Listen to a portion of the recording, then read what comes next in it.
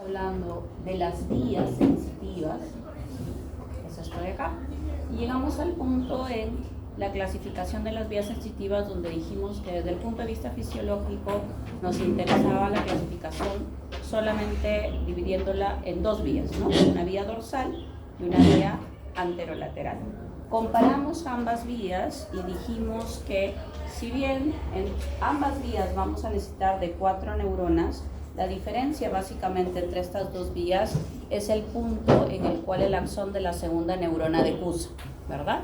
Sí, habíamos visto que en el sistema anterolateral la decusación del axón de esta segunda neurona era intramedular, ¿sí? Es dentro de la médula espinal, mientras que en el sistema dorsal lemnisco-medial la decusación de esta segunda neurona se da por fuera de la médula, mucho más arriba, a nivel,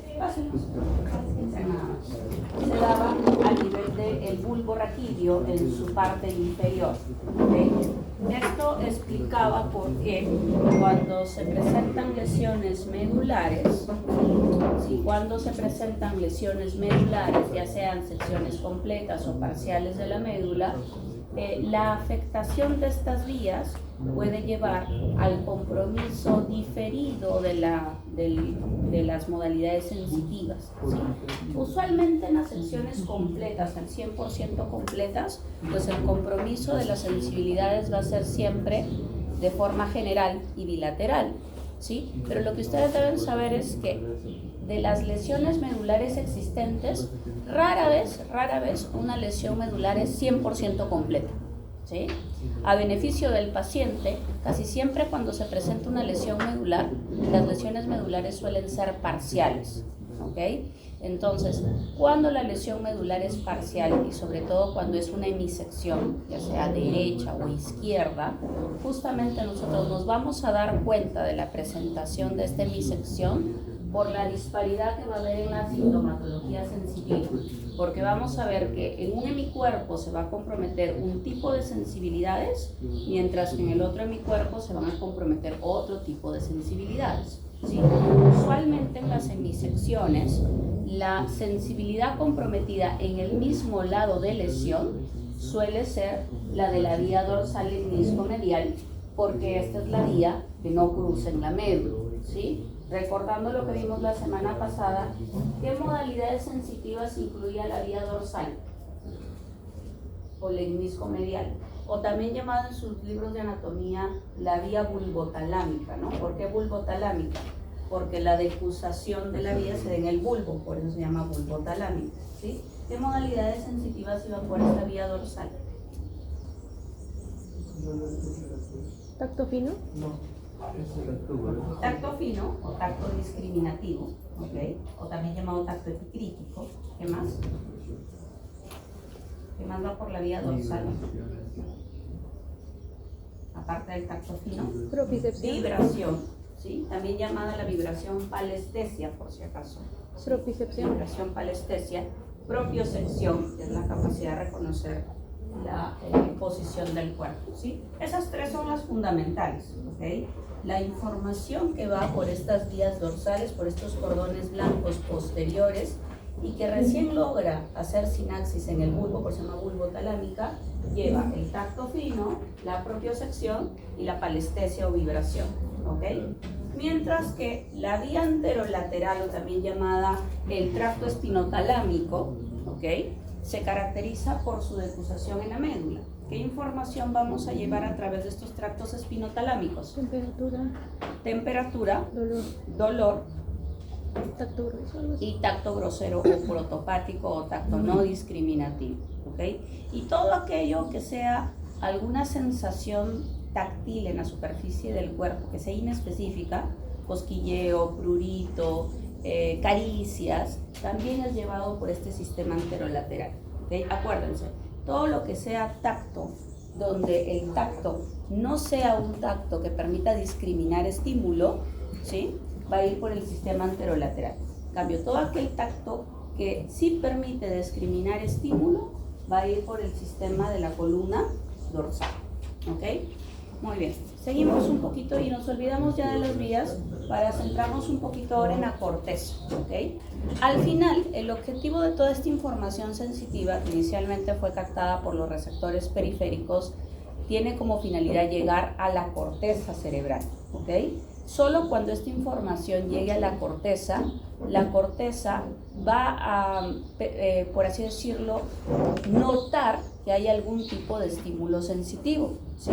Si por alguna razón la vía sensitiva se interrumpe en algún punto y esta información no llega a la corteza, simplemente es como si este estímulo sensitivo no hubiera existido, ¿ok?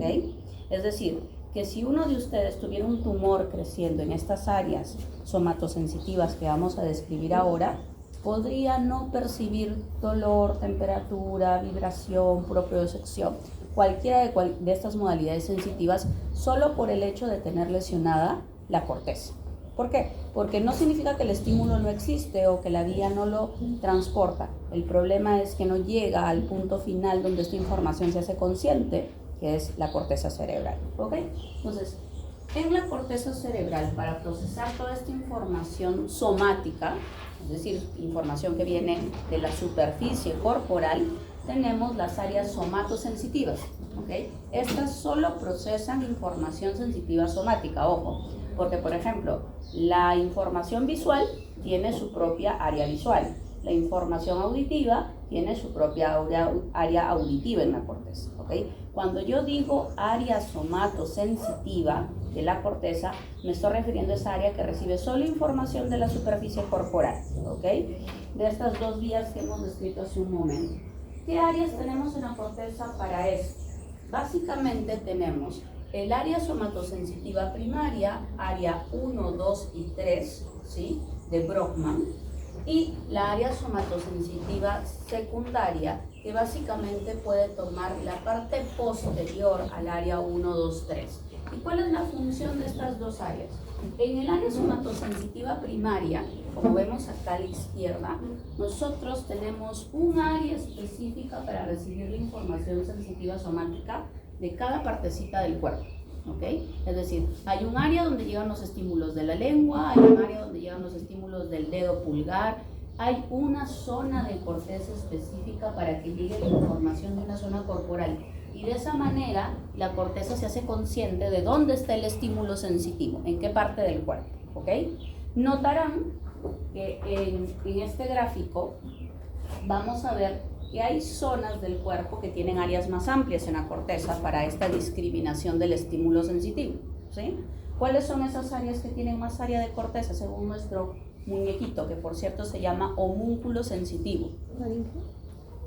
¿Faringe? La faringe, por ejemplo, la zona de la lengua y la faringe es una zona que tiene un área amplia en la corteza sensitiva. ¿Qué más? Genitales. ¿Qué otra zona tiene un área amplia en la corteza somatosensitiva? Según nuestro muñequito, ¿ven? ¿Qué les parece más grande del muñequito? La cara, y sobre todo de la cara, los labios y la región alrededor de los labios. Esta zona de acá es la zona de la cara que tiene un área más grande en la corteza somatosensitiva, ¿sí? Del cuerpo, ¿cuál es la parte que tiene una representación más grande en la corteza somatosensitiva? La mano, ¿no? Incluso la mano tiene un área mucho más amplia que el mismo tronco del tórax, ¿no? ¿Sí? Y de la mano, ¿cuál es la parte que tiene un área más grande incluso dentro de la corteza somatosensitiva? El pulgar, y después de esto el índice. ¿Por qué? Porque esta es la zona con la que nosotros hacemos pinza y tocamos los objetos, ¿ok? Entonces, ¿y por qué estas zonas tienen más área en la corteza somatosensitiva? Porque estas son áreas que tienen mayor cantidad de receptores sensitivos. Estas son las áreas con las que usualmente hacemos mayor tacto discriminativo y por lo tanto esas áreas tienen áreas más grandes en la corteza sensitiva para hacer la interpretación, ¿ok?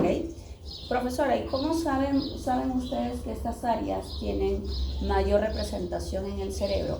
Porque el homúnculo sensitivo, este gráfico que representa cómo está distribuida la corteza somatosensitiva primaria, ha sido creado a partir de pacientes reales, ¿sí? Cuando surgió en la época más o menos del 40 o 50 la cirugía neurotáxica, que es esa cirugía en la que el paciente se le puede operar el cerebro sin que el paciente esté dormido, ¿sí? Es decir, el paciente en todo momento está despierto y hacemos una anestesia regional solamente de la zona sobre el tronco encefálico hacia la corteza, y podemos abrir el cráneo, abrir el cuero cabelludo sin que el paciente le duela, ¿sí? Pero al mismo tiempo que esté despierto. ¿Por qué? Porque los centros de vigilia no están tan arriba, sino están a nivel del tronco encefálico, ¿okay? Con este tipo de cirugía, que se llama cirugía neurotáxica, nosotros pudimos empezar a manipular la corteza y ver los efectos en el paciente. Es decir, podíamos tocar una zona de esta corteza somatosensitiva y preguntarle al paciente qué experimentaba cuando la tocábamos, ¿okay? Y entonces el paciente decía, cuando usted me toca ahí, yo siento como si me estuvieran tocando el dedo gordo del pie, ¿sí? Cuando usted me toca ahí, yo siento que me están tocando la parte de adelante del tórax, ¿sí? Y nadie le estaba tocando nada. Lo que pasa es que estábamos estimulando directamente las zonas donde la información de esa parte del cuerpo llegaba, ¿sí?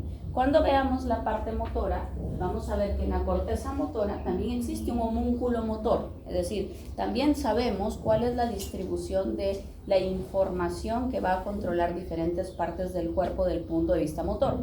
Y ese muñequito es totalmente distinto a este, ¿sí? Porque la parte motora coordina diferente a la parte sensitiva, ¿sí? Ese homúnculo también se creó de la misma forma. Tocábamos áreas de la corteza motora y lo que veíamos era qué pasaba en el cuerpo del paciente.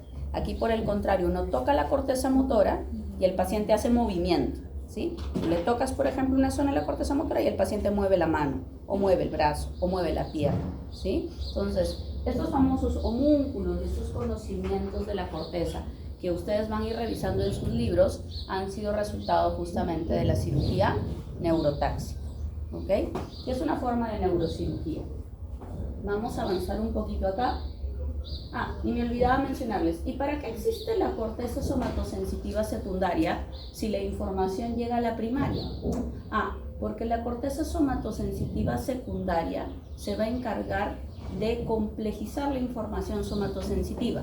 Es decir, puede interpretar por qué al mismo tiempo yo estoy sintiendo tacto en la mano y al mismo tiempo estoy sintiendo tacto en la pierna, e interpretar con qué estoy contactando yo, ¿sí? Cuando yo ya hago un análisis un poco más complejo de toda la información simple que llegó a la corteza somatosensitiva primaria, estoy trabajando la corteza somatosensitiva secundaria. Esta va a enviar información luego a un área que vamos a ver más adelante cuando hablemos de corteza cerebral, que se llama el área parieto-occipito-temporal, que es un área integradora. Esta área integradora combina ya no solamente la información de sensibilidad somática, sino la combina a su vez con la información que va a venir de las áreas primarias y secundarias de los sentidos especiales. De esa manera, cuando ustedes están expuestos a estímulos, obviamente, en un momento dado no están expuestos solamente al tacto, ¿no? O al dolor, o al cambio de temperatura, sino que están expuestos también al sonido, están expuestos a la visión. Entonces, esta interpretación de todos los estímulos sensitivos de forma simultánea requiere que estas áreas primarias y secundarias envíen toda la información a los centros de integración de la corteza. Okay. En esta segunda parte vamos a revisar rápidamente alguna información relevante sobre el dolor, ¿sí? De hecho, de todas las modalidades sensitivas, la más importante y la cual les va a dar trabajo a ustedes es el hecho de que el paciente experimente dolor. El paciente puede tener cualquier molestia, pero la molestia que siempre lo lleva a buscar al médico es el dolor, ¿sí? Y entonces lo que vamos a ver es que el dolor teóricamente desde el punto de vista fisiológico tiene una finalidad, y esta finalidad es reconocer que tenemos alguna posibilidad de lesión, que hay una parte de nuestro cuerpo que se está lesionando y que por eso está apareciendo esta manifestación. Sin embargo, y eso es importante de este concepto que les da Elías, les dice que puede ser realmente que el dolor se esté manifestando por una lesión real, potencial en el tejido, pero en algunos casos el dolor que van a experimentar los pacientes en realidad no necesariamente es producido por una lesión real. A veces es secundario a una lesión de la vía del dolor, que es lo que vamos a comentar ahora, ¿ok? Y entonces yo puedo clasificar el dolor de diferentes formas. Puedo decir, de acuerdo a su duración, hay un dolor agudo, hay un dolor crónico.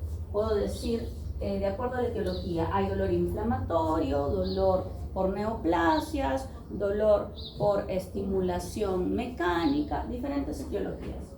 Puedo decir el mecanismo. Puedo decir, este es un dolor nociceptivo, este es un dolor neuropático. Y así puedo ir clasificando diferentes formas del dolor. Vamos a ver rápidamente las clasificaciones principales, ¿ok? Empezaremos por la duración. Cuando yo digo que es un dolor agudo y cuando yo ya digo que es un dolor crónico. ¿Cómo interesa el tiempo? Cuando yo voy a decirle a mi paciente, no, este dolor ya dejó de ser un dolor agudo y va a pasar a ser un dolor persistente, crónico. Usualmente la mayor parte de autores toman como referencia las 3 semanas, ¿sí? Si un dolor persiste más de 3 semanas, ya se está considerando como un dolor crónico, ¿ok? Lo otro es el origen. Yo puedo tener un dolor, vamos a ir por acá una imagen, periférico, también llamado cutáneo superficial, o puedo tener un dolor central o profundo, ¿sí? Por ejemplo, un dolor periférico, como su nombre lo dice, es cuando el dolor se ha desencadenado por la estimulación de un receptor periférico. Es decir, si a mí me pinchan, si yo toco algo caliente, si algo me aplasta el dedo, eso está siendo captado por un estímulo que está directamente en un receptor periférico. Eso se llama dolor superficial, ¿ok? Pero hay algunos pacientes que van a experimentar dolor sin que haya un estímulo periférico, ¿sí? No sé si alguna vez les ha pasado que han estado mucho tiempo de pie y después llegan a su casa y sienten el dolor en las pantorrillas, ¿no? Sienten que la parte posterior donde están los músculos gemelos duelen, ¿sí? En ningún momento ha habido nada golpeándoles los músculos gemelos. Sin embargo, el dolor está ahí. ¿Y por qué se está presentando el dolor? Cuando uno ha estado mucho tiempo en una misma posición. Por ejemplo, si están mucho tiempo ahorita sentados ahí en su computadora todo el día haciendo un trabajo, es probable que en la noche les duela la espalda, ¿sí? ¿Por qué se produce este tipo de dolor? ¿Y qué es un dolor donde uno dice, siento que me duele, ¿sí? Pero no puedo definirte exactamente dónde? O sea, siento que me duele toda la espalda, pero no te puedo decir si me duele aquí, aquí, aquí, me duele todo, ¿sí? Esa es la característica del dolor central o profundo. Es un dolor difuso, ¿sí? No es un dolor donde yo pueda decir, aquí exactamente me duele, ¿ok? Este tipo de dolores son producidos por estimulación profunda de receptores. Ya no son receptores superficiales, son receptores profundos. Y usualmente están en los músculos, usualmente están en las articulaciones, en los tendones. Esa es la característica de este dolor.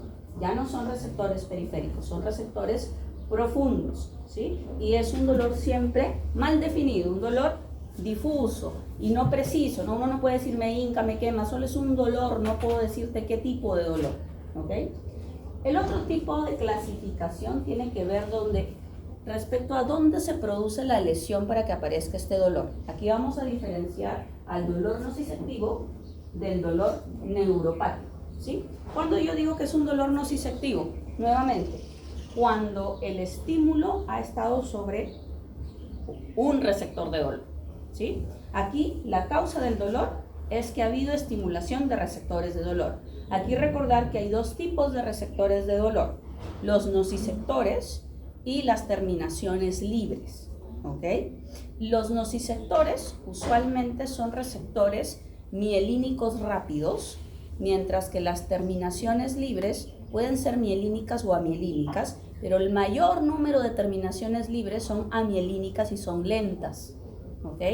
Y entonces, en este dolor nociceptivo, no sé si les ha pasado a ustedes que, por ejemplo, se pinchan y en el momento que se pinchan, sienten un dolor agudo, ¿no? Un dolor así brusco y rápido, ¿sí? Ese dolor brusco y rápido ha sido consecuencia de la estimulación de los nociceptores, que son rápidos, ¿ok? Pero después de ese estímulo rápido, queda como un dolor ya más lento y menos intenso, ¿ok? Ese dolor más lento y menos intenso es secundario a las terminaciones libres, ¿ok? Pero nuevamente, en este dolor ha habido estímulo de receptores de dolor, ¿ok? En cambio, en el dolor neuropático no, ¿sí? El paciente experimenta dolor sin que haya un estímulo sobre los receptores de dolor, ¿sí? Aquí, en el dolor neuropático, el problema de por qué el paciente experimenta dolor es porque hay una lesión en la vía del dolor, ¿sí? En la ruta que lleva la información de dolor. Por ejemplo, la famosa neuralgia del trigémino es una forma de dolor neuropático. En esta neuralgia, el paciente de un momento a otro le empieza a doler la zona de la hemicara donde está lesionado el trigémino, porque acuérdense que los núcleos trigeminales están a nivel del tronco encefálico, hay derecho e izquierdo, ¿sí? Si se lesiona, por ejemplo, el del lado derecho, el paciente va a experimentar un dolor intenso en la cara, que el paciente describe como que le arde, le quema la cara en toda una mitad, ¿ok? Y no hay ningún estímulo, nadie le ha tirado nada caliente, no ha comido algo irritante, simplemente de un momento a otro empieza a doler la cara y es un dolor totalmente intenso, ¿sí? ¿Por qué pasa esto? Por una lesión directa en el núcleo o en la raíz del nervio trigémino. No hay ningún estímulo sobre receptores, directamente lo que se lesiona es el nervio, ¿sí? Lo mismo pasaría, por ejemplo, si un paciente tiene una lesión, por ejemplo, del nervio ciático, ¿sí? Por un problema de artrosis en la columna, por una hernia del núcleo pulposo, por una radiculopatía directa del nervio ciático. El nervio ciático se inflama, se irrita y la pierna duele. Nada está golpeando la pierna, no hay ningún estímulo sobre los receptores de la pierna, pero la pierna duele. ¿Por qué duele? Por la lesión directa del nervio ciático, ¿ok? Entonces, en el dolor neuropático no hay estímulo de receptores del dolor. El dolor es producto de la lesión de la vía, ¿ok? Aquí hay que hacer énfasis especial en el dolor de miembro fantasma. No sé si han escuchado ustedes sobre esta patología. ¿De qué va el dolor de miembro fantasma? Cuando pierden sus extremidades progresivamente y aún sienten dolor, no seres humanos y humano. Ajá. Perfecto. El dolor de miembro fantasma es el hecho de que el paciente, tras ser amputado, refiere que sigue percibiendo dolor en la extremidad que ya no está, ¿ok? Y vamos a explicar por qué se produce esto. Supongamos que a este paciente le han amputado la pierna izquierda, ¿ok? Y el paciente todas las noches llora, se queja de que le duele la pierna izquierda. Dice, yo siento como mi pierna izquierda, mi pie izquierdo duelen. Y eso lo van a ver, es algo real que lo van a ver en los hospitales. El paciente llora, patalea, no duerme por el dolor del miembro fantasma, ¿ok? Y este es un dolor real. ¿Y por qué se produce? Les explico cuál es la fisiopatología de esto. Cuando nosotros seccionamos la pierna, hacemos la amputación traumática, obviamente cortamos terminaciones nerviosas. O sea, habían nervios que se extendían a lo largo de la pierna y llegaban hasta la punta de los dedos del pie, ¿sí? Al momento que nosotros cortamos la pierna, cortamos estas terminaciones nerviosas, ¿ok? Y ahí en el muñón, en la parte final de la zona amputada, las terminaciones que quedan son las responsables de producir este dolor.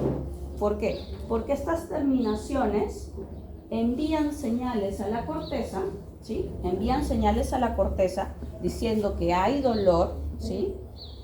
Pero no solo le envían a la zona que les corresponde, es decir, las terminaciones que son de la rodilla deberían enviar la información a la zona de la corteza que está destinada para la rodilla, ¿verdad? ¿Sí? Sino que empiezan a también enviar esta información a su zona vecina de la corteza, que es la zona que correspondía a lo que está por debajo de la rodilla, que también tenía un área en la corteza, ¿ok? Y entonces lo que vemos en estos pacientes es que, vamos a irnos acá nuevamente a nuestro dibujito, ¿sí? Se supone que la información debería llegar solo aquí, por ejemplo, ¿no? Porque aquí es donde está la parte amputada. Sin embargo, esta información se proyecta a su área vecina de la corteza, que es la zona de la parte que ya no existe, pero que en la corteza cerebral sigue teniendo una zona, ¿ok? Y entonces, esta fuga de la información hacia esta área que debería estar en teoría desfuncionalizada, es lo que el cerebro del paciente está interpretando de como si todavía tuviera esa parte de la pierna, ¿sí? Eso se llama efecto de miembro fantasma. O sea, el paciente sí experimenta un dolor real porque esta información está llegando a esa área de corteza. Y mientras llega a esa área de corteza, para él, el dolor está ahí, aunque la extremidad ya no está. ¿Ok? Interesante este fenómeno, en su libro de Gannon se los comenta, ¿sí? Justamente porque explica que en efecto hay un área específica para cada zona del cuerpo y que la vecindad entre las áreas del muñón y la zona amputada van a explicar esto del miembro fantasma. ¿Okay? Perfecto. Sigamos un poquito por acá entonces ahora para explicarles sobre el dolor visceral. No todas las vísceras duelen, eso es importante, ¿ok? No todas las vísceras tienen receptores de dolor. ¿Qué vísceras tienen receptores de dolor? No se olviden, las cápsulas de las vísceras sólidas son las que duelen. Es decir, en el hígado, ¿cómo se llama la cápsula del hígado? ¿Cómo se llama la cápsula del hígado? Anatomía. Gliso. La cápsula del riñón. Gerota, ¿sí?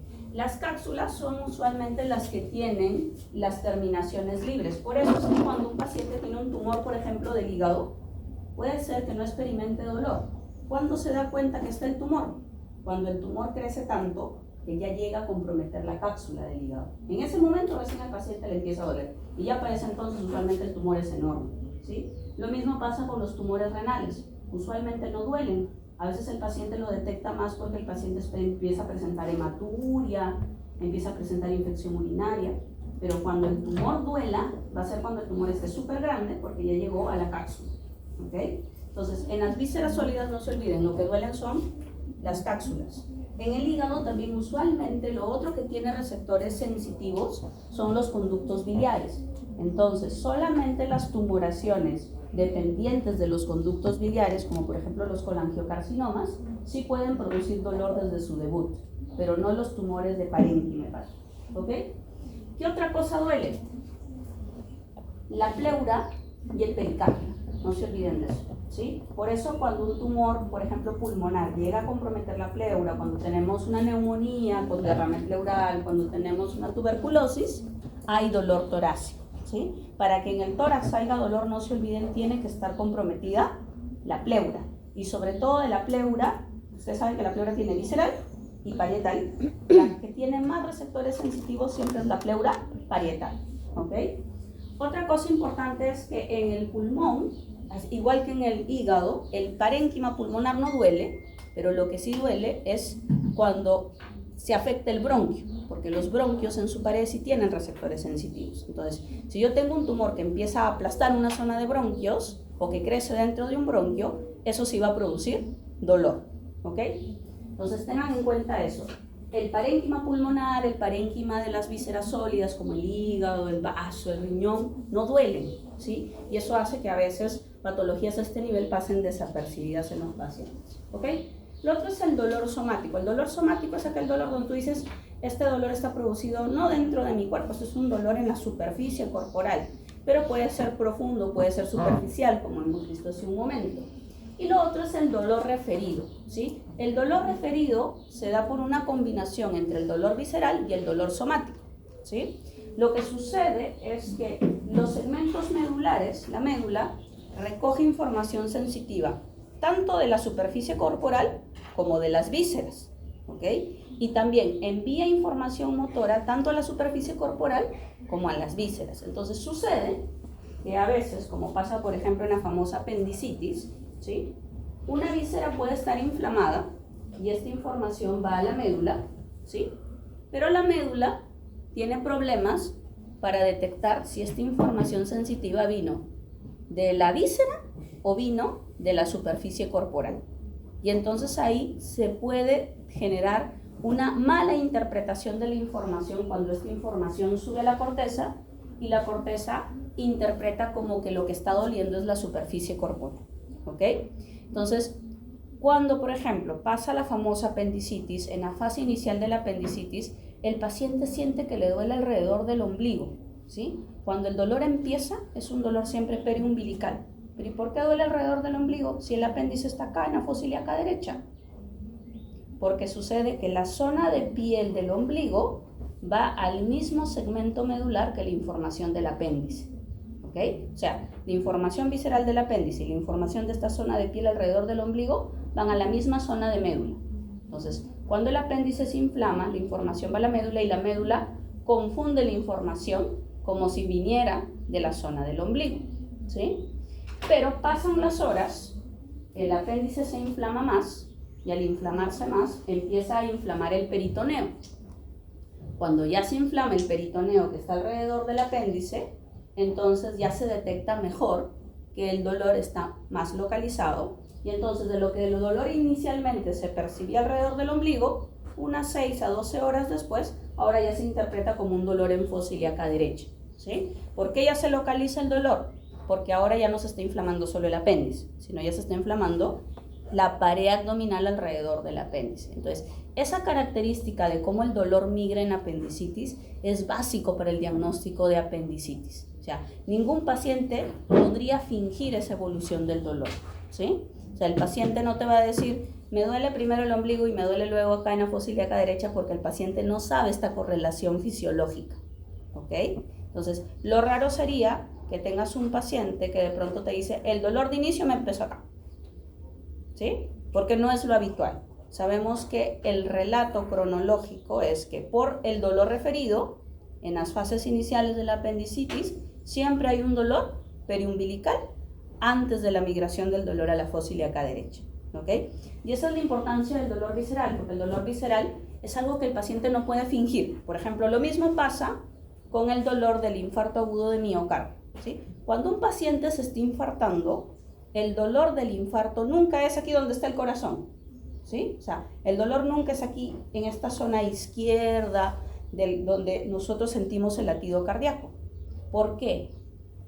Porque la información del corazón va al mismo segmento medular que la información no de esta zona de piel, sino de la zona de piel del cuello y del brazo, ¿sí? Entonces, cuando un paciente se infarta, él va a sentir el dolor como si el dolor estuviera en el cuello y en el brazo.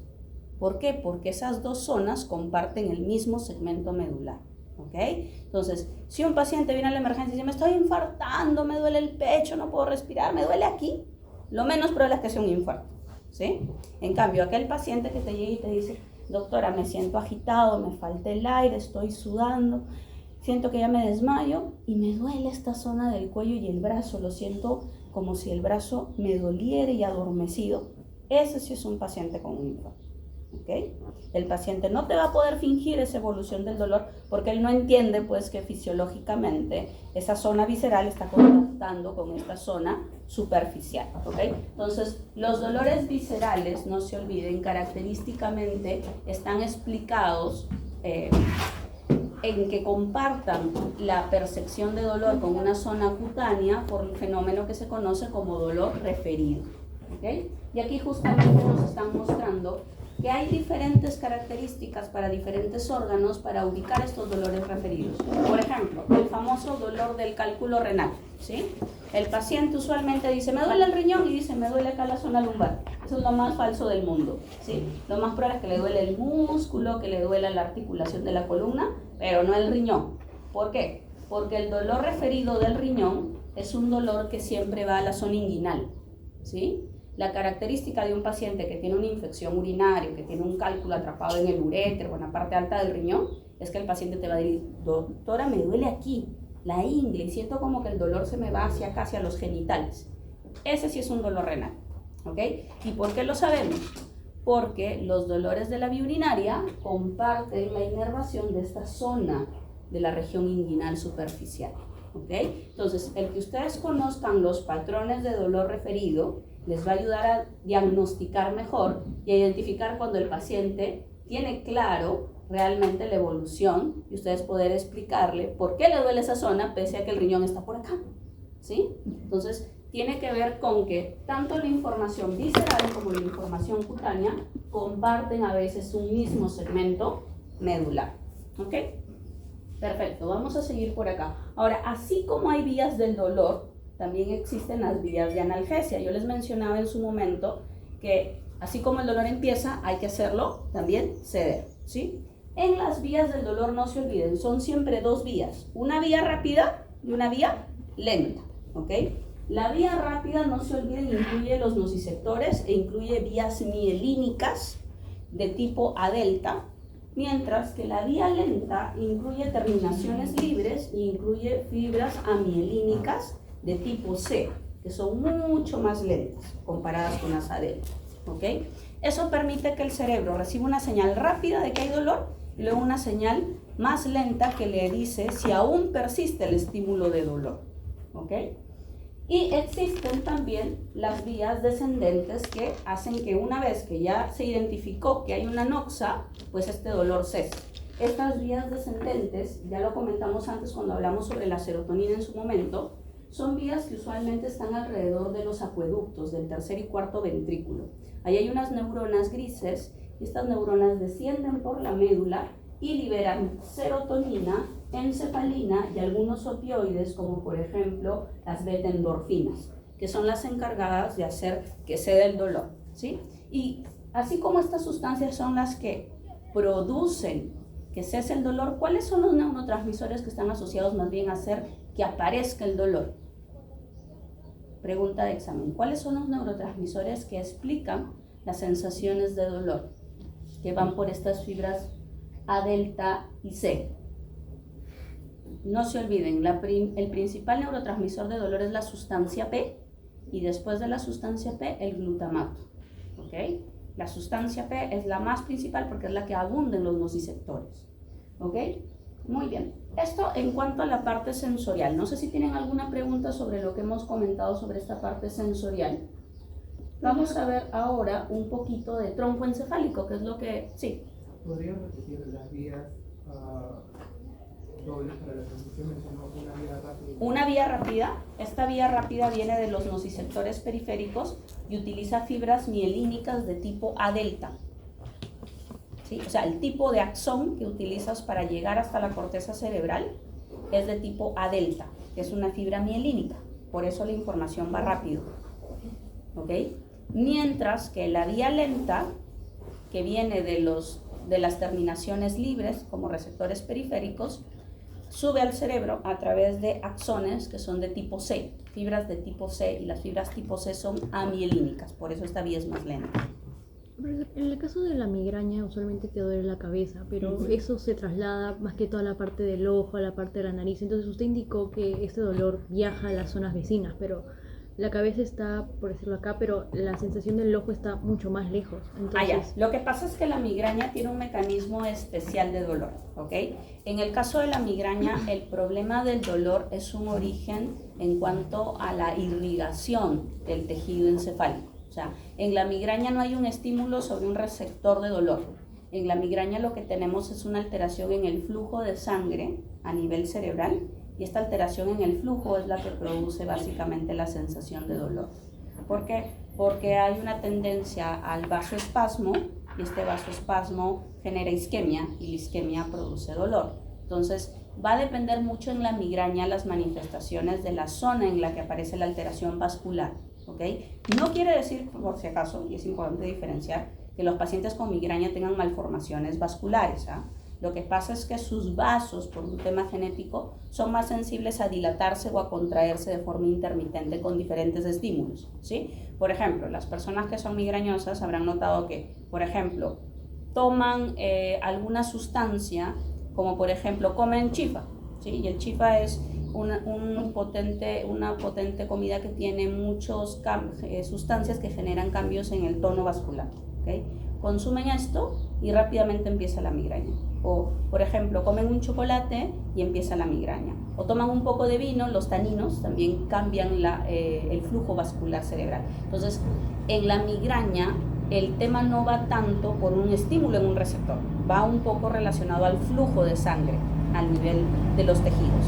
Entonces, es importante aquí saber que lo que tenemos que hacer con estos pacientes no es darles analgésicos, porque si no hay un estímulo sobre un receptor de dolor, entonces un analgésico no va a ayudar tanto. O sea, si a un migrañoso tú le das un paracetamol, un ibuprofeno, no va a haber mucha mejoría. ¿Qué tenemos que darle a estos pacientes? Si el problema es un problema de flujo, tenemos que utilizar fármacos que corrijan la alteración de flujo. Y por eso utilizamos fármacos que regulan el grado de vasoconstricción y del equilibrio entre vasoconstricción y vasodilatación de los vasos cerebrales, ¿sí?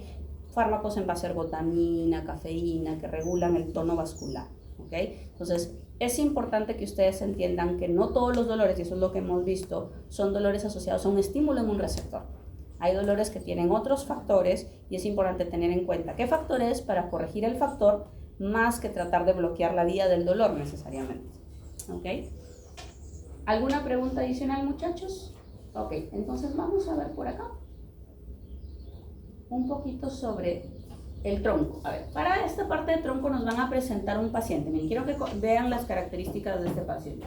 Dice que tengo una mujer de 45 años de edad que es hipertensa, ¿sí? Tiene diagnóstico ya de hipertensión arterial y que de forma súbita pero breve siente la sensación de un apagón. O sea, ella te dice, ¿no? Siento como si se me hubiera apagado el cerebro en un momento dado, ¿ok?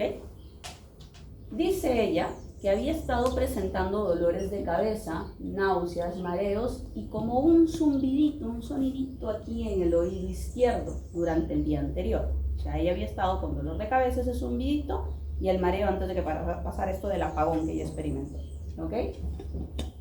Y tenía dificultad para caminar, así que pidió un taxi y se fue al hospital, ¿ok? Llega al hospital y el médico que la revisa le encuentra que está consciente, o sea, que está despierta, que habla correctamente y que tiene comunicación fluida. La exploración física es normal, pero en efecto la presión está alta, tiene una presión de 165 con 105, ¿sí? La fuerza en las extremidades es normal y aunque su discurso es fluido, existe cierto grado de disartria. ¿Saben qué es la disartria? ¿Sí? Es la incapacidad para poder articular correctamente la palabra, ¿sí? Que es diferente de una afasia o disfasia, donde aquí el problema es en la forma como del contenido del lenguaje. O sea, la paciente te dice cosas coherentes, correctas, el problema es que cuando habla como que le cuesta hablar, ¿sí? Eso es una disartria, un problema en la articulación de la palabra, ¿ok? No en el contenido del lenguaje, sino en la articulación de la palabra, ¿ok? Además se detectó un nistagmo. ¿Saben lo que es un nistagmo? Un movimiento rápido de los ojos, ¿no? Los ojos se mueven así, de lado a lado, ¿sí? Y había una parálisis facial, ¿sí? Dice, tanto superior como inferior. Ustedes van a ver en algún momento en su práctica, van a discutir que las parálisis faciales se pueden dividir en centrales y periféricas. Y esta diferenciación tiene que tomar en cuenta cómo vemos yo la parálisis. ¿Es solo una parálisis de la comisura labial o es una parálisis también de acá de la zona alrededor del párpado? ¿Sí? Si el paciente tiene caído el ojo y la comisura facial o si el paciente solo tiene caída la comisura facial, ¿ok? Eso es importante cuando ustedes vean un paciente con parálisis.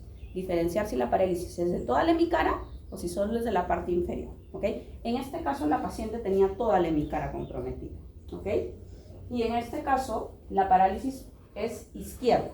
Vamos orientando eso. La parálisis es izquierda, la parálisis facial. También dice que tiene la percepción sensorial disminuida en ese lado de la cara. O sea, no solo está paralizada la cara, sino tampoco le percibe sensaciones en esa zona de la cara. Y la percepción del dolor y la temperatura de la parte derecha del cuerpo están disminuidas, ¿ok? Interesante porque el problema de movimiento y de sensaciones en la cara es izquierdo, pero el problema motor y sensitivo del hemicuerpo es derecho. O sea, tenemos una parálisis acá con un problema sensitivo en la cara, pero el problema en el hemicuerpo es en el hemicuerpo contralateral, ¿ok? Dice que en reposo los ojos se desvían hacia la derecha, o sea, los ojitos, además de estarse moviendo, hay una tendencia que vayan más hacia la derecha que a la izquierda, y dice que se constató que en efecto había una hipoacusia en el lado izquierdo, ¿sí? El ojo izquierdo además tenía el párpado caído y una pupila disminuida de tamaño, una pupila miótica, ¿ok? Perfecto. Todos estos hallazgos, ¿sí? Todos estos hallazgos son compatibles con una enfermedad que se llama síndrome de Wallenberg, ¿ok?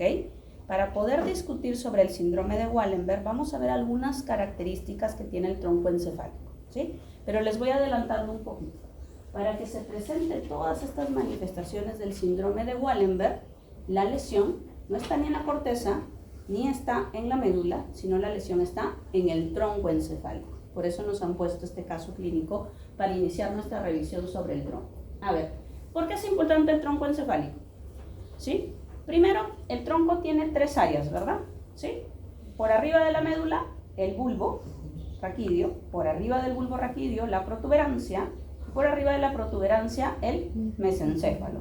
Y sobre el mesencéfalo ya el diencéfalo y luego la corteza cerebral. ¿Ok? Cada una de estas áreas, no se olviden, tiene núcleos de los pares craneales. ¿Ok? Cada área tiene núcleos de los pares craneales. Acordarse que el mesencéfalo está exclusivamente relacionado sobre todo al núcleo del tercer par craneal, ¿sí?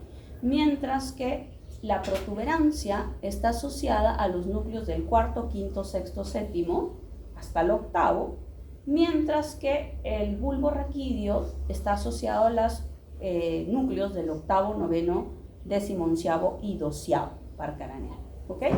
Entonces, pero además de que el tronco contiene los núcleos de los pares craneales, y obviamente cuando veamos lesiones del tronco, sí o sí tenemos la posibilidad de que alguno de estos núcleos se lesionen, tenemos que tener en cuenta que sobre todo a nivel del bulbo y la protuberancia, van a haber núcleos que regulan las funciones viscerales, ¿sí? 3 funciones que ustedes van a presentar básicamente en su seminario: regular presión arterial, regular respiración y regular temperatura. ¿Ok? Vamos a empezar con esta regulación que hace el tronco respecto a la respiración. ¿Ok? Para eso hay que recordar que aquí no va a participar el mesencéfalo, solo el bulbo y la protuberancia. ¿Por qué? Porque entre el bulbo y la protuberancia van a estar localizados unos grupos de neuronas que van a formar los famosos núcleos respiratorios. ¿Ok? En el bulbo vamos a tener 2 núcleos, el núcleo dorsal y el núcleo ventral, mientras que en la protuberancia vamos a tener también 2 núcleos, el centro neumotáxico y el centro agnéustico. ¿Ok? ¿Para qué sirven los núcleos respiratorios del bulbo? El dorsal es el más importante, porque este núcleo es el encargado de generar la respiración tranquila, esa respiración que nosotros hacemos sin esfuerzo, en la cual el principal músculo responsable de esta respiración, ¿quién es? El diafragma en 90% y en el 10% restante los intercostales externos. ¿Ok? Entonces, cuando nosotros respiramos tranquilamente, solamente hacemos esfuerzo muscular durante la inspiración, ¿verdad? El diafragma y los intercostales externos se contraen y la expiración es netamente un tema pasivo, es decir, los músculos se relajan y expiramos. ¿Ok? ¿Quién se encarga de eso? El grupo dorsal. ¿Ok? Se dice que el grupo dorsal está conectado con un grupo de neuronas que se llama el complejo Boxinger, ¿sí? El complejo Boxinger tiene unas neuronas que funcionan como un marcapaso de la respiración. Desde que nacemos hasta que nos morimos, estas neuronas generan potenciales de acción y se los transmiten al grupo dorsal para que en ningún momento el grupo dorsal deje de producir la posibilidad de información que vaya a controlar el diafragma y los intercostales externos. ¿Ok? Así que por más que ustedes quieran atrapar la respiración y detenerla, en algún punto no van a poder hacerlo porque el complejo pre-Boxinger le va a decir al grupo dorsal: respira, haz que respire, ¿sí? En ningún momento la respiración para gracias a este grupo dorsal, ¿sí? Entonces, en condiciones basales, nosotros solo necesitamos de este grupo dorsal para respirar, ¿sí? Pero sucede que en algunos momentos dados, como por ejemplo cuando hacemos ejercicio y tenemos mayor demanda de oxígeno y de intercambio gaseoso, porque producimos más lactato y por lo tanto más CO2, necesitamos incrementar la fuerza para el intercambio gaseoso y hacer que ahora no solamente la inspiración sea activa, sino que la expiración también lo sea. Cuando hacemos respiración forzada, vamos a necesitar ahora a este grupo de adelante que se llama grupo respiratorio ventral. Se dice que cuando llegan señales de que necesitamos mayor actividad respiratoria, el complejo Boxinger no solo estimula al grupo dorsal, sino que los impulsos van hacia adelante y también estimulan al grupo ventral. ¿El objetivo qué? Que este grupo respiratorio ventral envíe señales a los músculos que hacen que la expiración sea un proceso activo. ¿Qué músculos? Los intercostales internos, los rectos abdominales, los oblicuos, los serratos. Todos esos músculos que adicionalmente vamos a activar para hacer más esfuerzo respiratorio, que son los músculos accesorios, se van a activar gracias al grupo respiratorio ventral. ¿Ok? Y si este sirve para la respiración tranquila y este sirve para la respiración con esfuerzo, ¿para qué sirven los que están en la protuberancia, que son el centro neumotáxico y el centro apnéustico?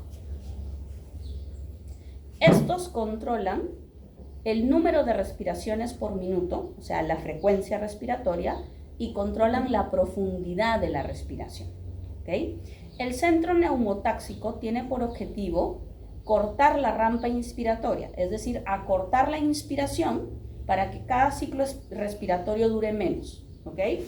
Entonces, cuando el centro neumotáxico se active, el centro neumotáxico va a hacer que el grupo dorsal haga que la inspiración dure menos, y si la inspiración dura menos, todo el ciclo respiratorio dura menos. Entonces, cuando el centro neumotáxico se activa, yo voy a tener mayor cantidad de respiraciones por minuto, pero al mismo tiempo también voy a tener una respiración menos profunda.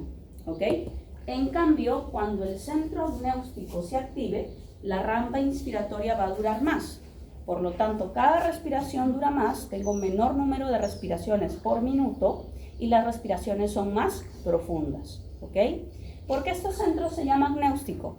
Porque la estimulación potente del centro puede hacer que entremos en apnea. ¿Qué quiere decir apnea? Que no respiramos. ¿Sí? Es decir, la estimulación potente del centro apnéustico puede llevar a que cese completamente la respiración por prolongación de la fase inspiratoria. Nos quedamos en inspiración y ya no volvemos a expirar. ¿Sí?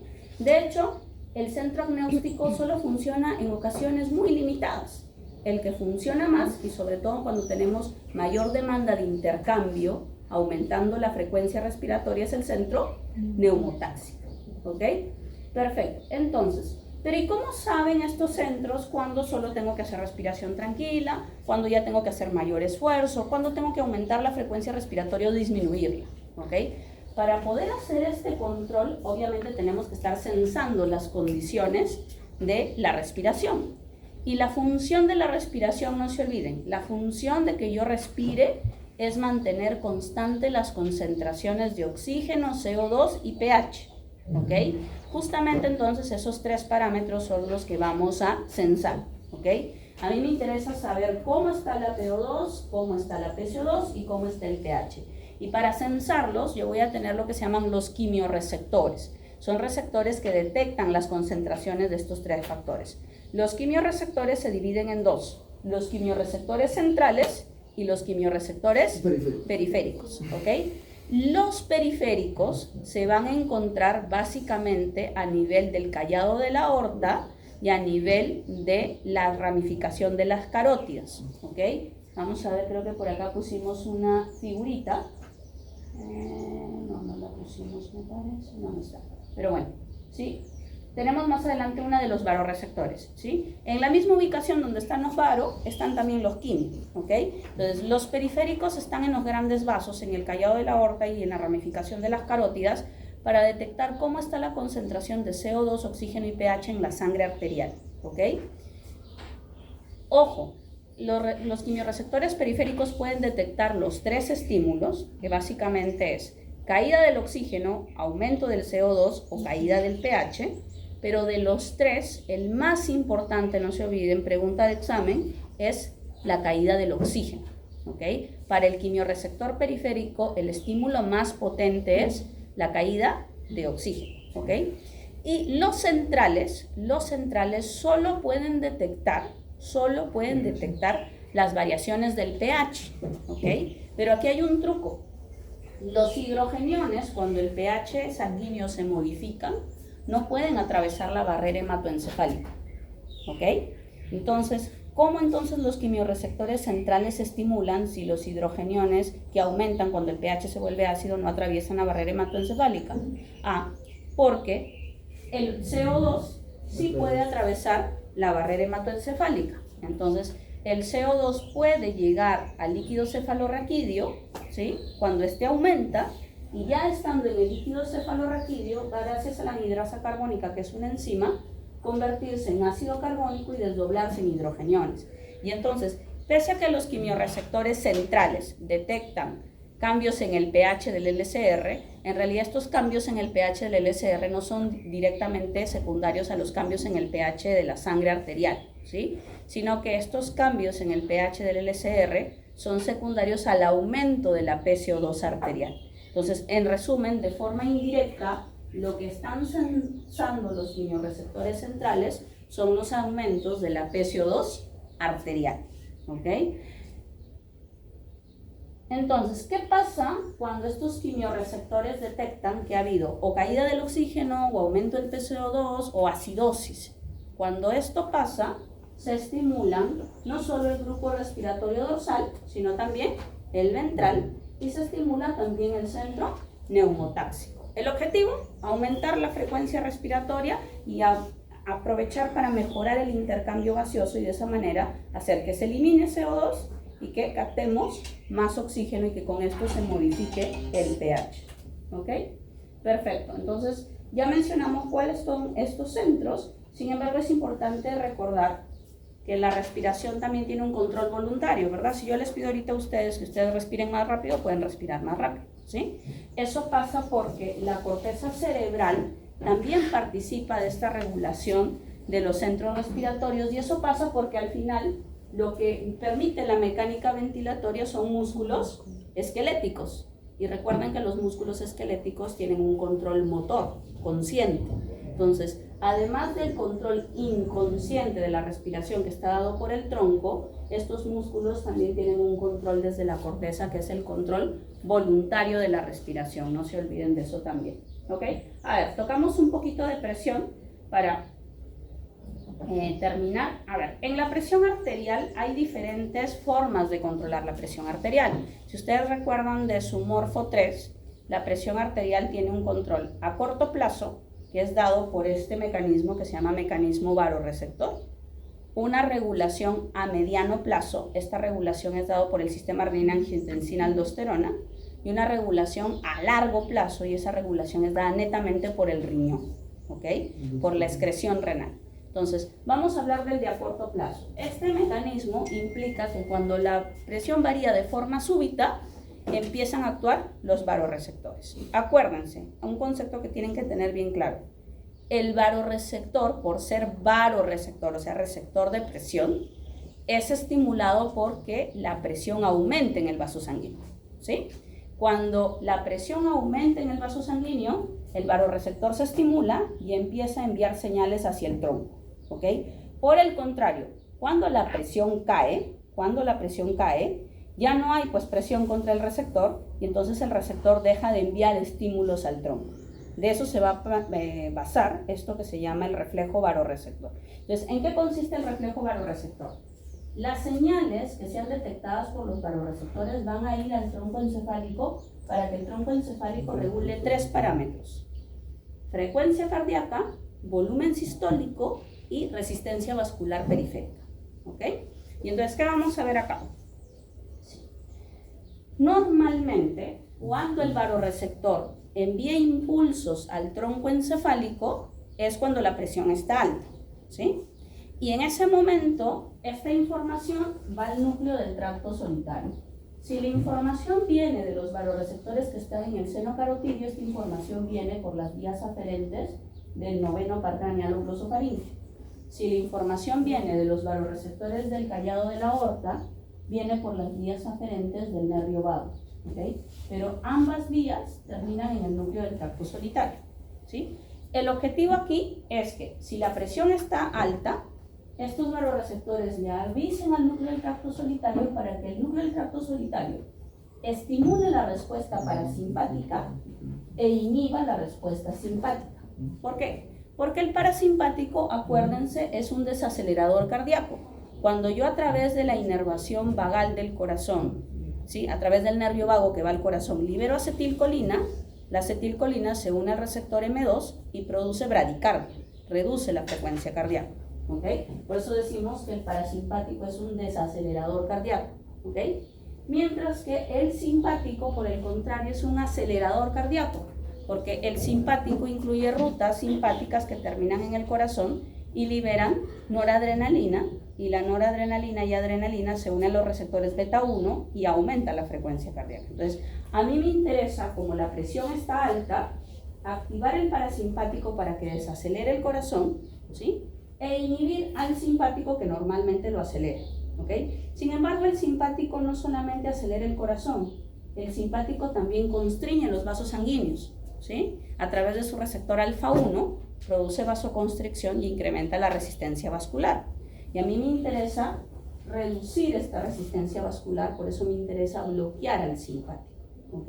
Entonces, siempre que la presión suba, los vasoreceptores le van a avisar al tronco, oye, la presión subió, y el tronco activa al parasimpático y bloquea al simpático.